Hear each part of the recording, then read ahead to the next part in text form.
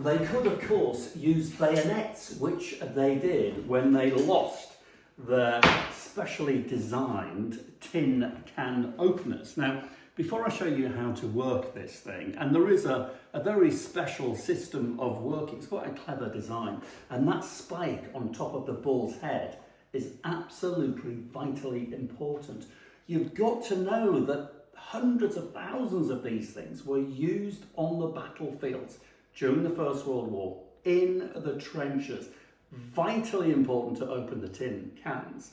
But interestingly, prior to the invention of the tin can opener, which I will demonstrate in a moment, for the first 50 years of the life of tin cans, there was no such thing as a specific tin can opener. Yes, bayonets were absolutely used, and the manufacturers of tin cans suggested that one should use a hammer and a chisel.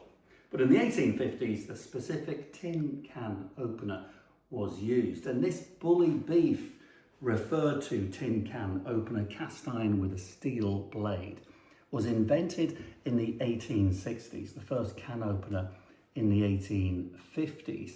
And not just have these things been found on the First World War battlefields, but thousands on the American Civil War battlefields and the Boer War battlefields in South Africa. So fundamentally important, invented by an Englishman in 1810 by the name of Peter Durand.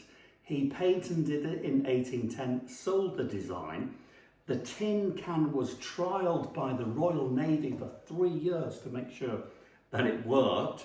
The Navy discovered that it worked swimmingly well. It preserved food, but not just food to travel around the world for months and years. It also preserved fuel, gunpowder, vitally important, and seeds, crop seeds, to transport around the British Empire to plant crops in parts of the world where those crops were required. But back to the soldiers, and these things were also known to be used as weapons, a very handy weapon, beautifully constructed.